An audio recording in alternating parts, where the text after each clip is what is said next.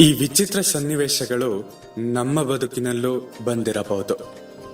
ನಮ್ಮ ಅಭಿಪ್ರಾಯಕ್ಕೂ ನಮ್ಮ ಸ್ವಂತ ಮಕ್ಕಳ ಅಭಿಪ್ರಾಯಕ್ಕೂ ಅಥವಾ ಗಂಡ ಹೆಂಡತಿಯರ ಅಭಿಪ್ರಾಯಕ್ಕೂ ವ್ಯತ್ಯಾಸವಿರಬಹುದು.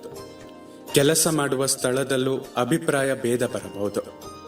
ನಮ್ಮ ಮತ್ತು ಅವರ ಅಭಿಪ್ರಾಯ ಹೊಂದಿಕೆಯಾಗದಿದ್ರೆ ನಾವು ಅವರನ್ನು ಮೂರ್ಖರೆಂದೋ ಅಜ್ಞಾನಿಗಳೆಂದು ಘೋಷಿಸಿರಬಹುದು. ಇದರ ಬಗ್ಗೆ ಒಂದು ಅರ್ಥಪೂರ್ಣ ಪ್ರಸಂಗ ಇಲ್ಲಿದೆ.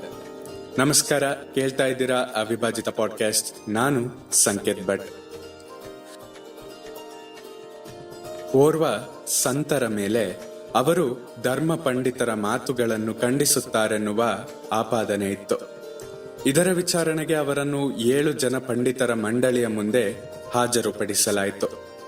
ಮಂಡಳಿಯ ಅಧ್ಯಕ್ಷರು ಸಂತರತ್ತ ದೃಷ್ಟಿಸಿ ನೋಡಿ, ನೀವು ಧರ್ಮದ ಬಗ್ಗೆ ನಿಮ್ಮದೇ ಅಭಿಪ್ರಾಯಗಳನ್ನ ಮಂಡಿಸುತ್ತೀರಂತೆ, ಪಂಡಿತರ ಅಭಿಪ್ರಾಯಗಳನ್ನು ಖಂಡಿಸುತ್ತೀರಂತೆ.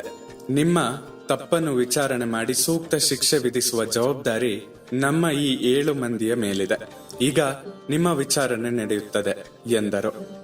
ಸಂತರು, ಮಹಾಸ್ವಾಮಿ, ನನ್ನ ವಿಚಾರಣೆ ಮಾಡುವ ಮುಂಚೆ ನನ್ನದೊಂದು ಸಣ್ಣ ಕೋರಿಕೆ. 7 ಜನ ಪಂಡಿತರ ಮಂಡಳಿಯ ಸದಸ್ಯರುಗಳಲ್ಲಿ ನಾನು ಒಂದು ಸರಳ ಪ್ರಶ್ನೆ ಕೇಳುತ್ತೇನೆ. ನೀವೆಲ್ಲ ಒಂದೇ ಸಾಲಿನ ಉತ್ತರ ಕೊಡಿ. ಉತ್ತರವನ್ನು ಅಧ್ಯಕ್ಷರು ಕೇಳಲಿ. ಆನಂತರ ನನ್ನ ವಿಚಾರಣೆ ನಡೆಯಲಿ ಎಂದು ಬೇಡಿಕೊಂಡರು. ಅಧ್ಯಕ್ಷರು ಒಪ್ಪಿಕೊಂಡರು. ಸಂತರು, ನನ್ನದು ಸರಳವಾದ ಪ್ರಶ್ನೆ. ಅನ್ನ ಎಂದರೇನು? ನಿಮ್ಮ ಅಭಿಪ್ರಾಯವನ್ನು ಒಂದು ವಾಕ್ಯದಲ್ಲಿ ಬರೆಯಿರಿ ಎಂದರು.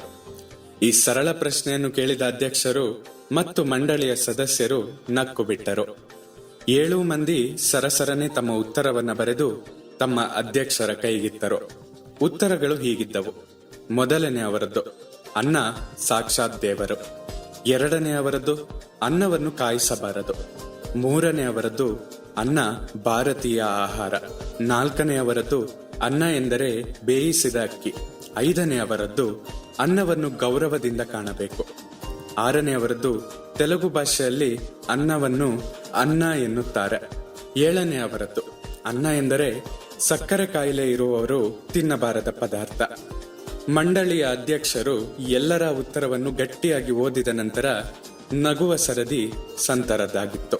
ಅವರು, ಮಹಾಸ್ವಾಮಿ, ತಾವು ಗಮನಿಸಬೇಕು. ತಾವು 7 ಮಂದಿ ಬಹಳ ಬುದ್ಧಿವಂತರು. ನಾನು ಕೇಳಿದ್ದು ಬಹಳ ಸರಳ ಪ್ರಶ್ನೆ. ಅನ್ನ ಎಂದರೇನು ಎನ್ನುವುದಕ್ಕೆ ಒಂದು ಸಾಲಿನ ಉತ್ತರ ಬರೆಯಿರಿ ಎಂದು ಕೇಳಿದ್ದೆ. ಈ ಸರಳ ಪ್ರಶ್ನೆಗೆ 7 ಜನರು ಬೇರೆ ಬೇರೆಯ ರೀತಿಯ ಉತ್ತರಗಳನ್ನ ಕೊಟ್ಟಿದ್ದಾರೆ. ಒಬ್ಬರ ಉತ್ತರ ಮತ್ತೊಬ್ಬರದಂತಿಲ್ಲ. ಅನ್ನದಂತಹ ಸರಳ ವಿಷಯದ ಬಗ್ಗೆ ಒಬ್ಬರ ಅಭಿಪ್ರಾಯ ಮತ್ತೊಬ್ಬರ ಅಭಿಪ್ರಾಯಕ್ಕೆ ಹೊಂದುತ್ತಿರಲಿಲ್ಲ. ಅಂತಹುದರಲ್ಲಿ ಧರ್ಮದಂತಹ ದೊಡ್ಡ ವಿಷಯದ ಬಗ್ಗೆ ನನ್ನ ಅಭಿಪ್ರಾಯ ನಿಮ್ಮ ಅಭಿಪ್ರಾಯಕ್ಕಿಂತ ಬೇರೆಯಾಗಿದ್ದರೆ ಅದು ತಪ್ಪೇ ಎಂದು ಪ್ರಶ್ನಿಸಿದರು. ದೀರ್ಘ ಆಲೋಚನೆ ಸಮಾಲೋಚನೆಗಳ ನಂತರ ನ್ಯಾಯಮಂಡಳಿ ಸಂತರನ್ನು ಬಿಡುಗಡೆ ಮಾಡಿ ಕಳುಹಿಸಿತು. ನಾವು ಕೂಡ ಇನ್ನೊಬ್ಬರ ಅಭಿಪ್ರಾಯದ ಬಗ್ಗೆ ತೀರ್ಮಾನಿಸುವಾಗ ಈ ಘಟನೆ ನೆನಪಿನಲ್ಲಿಟ್ಟುಕೊಂಡರೆ ಒಳ್ಳೆಯದಲ್ಲವೇ?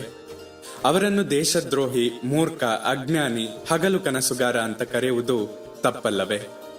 ನಿಮ್ಮ ಅನಿಸಿಕೆಗಳನ್ನ ನನ್ನ ಬಳಿ ಹಂಚಿಕೊಳ್ಳಿ. ನಿಮ್ಮ ಪ್ರೀತಿ ಹಾಗೂ ಪ್ರೋತ್ಸಾಹ ಸದಾ ಹೀಗೆ ನನ್ನ ಮೇಲಿರ್ಲಿ. ಸದಾ ಕೇಳ್ತಾ ಇರಿ ಅವಿಭಾಜಿತ ಪಾಡ್ಕಾಸ್ಟ್. ನಾನು ಸಂಕೇತ್ ಭಟ್. ಧನ್ಯವಾದಗಳು.